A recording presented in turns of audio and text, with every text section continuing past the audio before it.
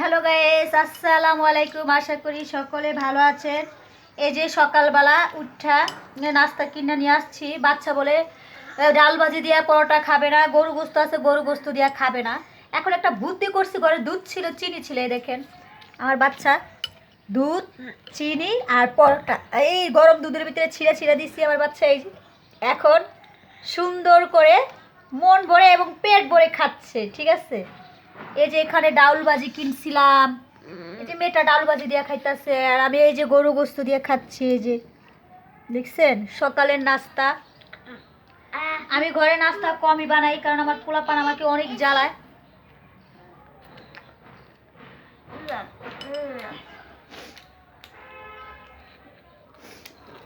এই যে বাচ্চা দেখছেন। আব্বু খাও, তুমি কি দিয়ে খাচ্ছ দেখি তো, তোমারটা খেয়ে দেখি আমি একটু একটু খাই আমি। খাও। এই দেখেন, আসলে তো অনেক মজা। পরোটা দুধ আর চিনি, কি সুন্দর গ্রান, অর্বিত মজা লাগে, অনেক মজা লাগে। হ্যাঁ, অনেক সুস্বাদু সুস্বাদু। আব্দুল্লার খাবার অনেক সুস্বাদু। সকালে খেতে চায় না বাচ্চারা। এর এখানে আমি গোস্ত দিয়ে খাচ্ছি, গরু গোস্ত।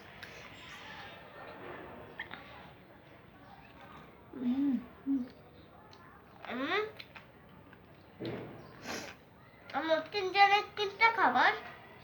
তিনজনের তিন রকম খাবার, দুধ চিনি পরোটা, ডাল ভাজি পরোটা, গরু গোস্ত পরোটা। তারপর একটা হচ্ছে দুধ চিনি পরোটা, একটা হচ্ছে ডাল ভাজি পরোটা,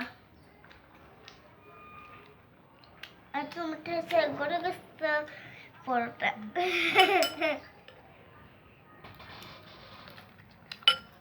কি করো? ওই জেলে বালি জেলে বালি জেলে বালি।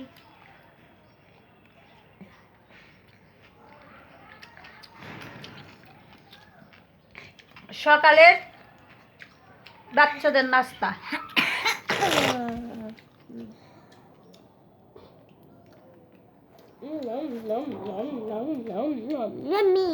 গাইস ভালো থাকবেন। আসসালামু আলাইকুম।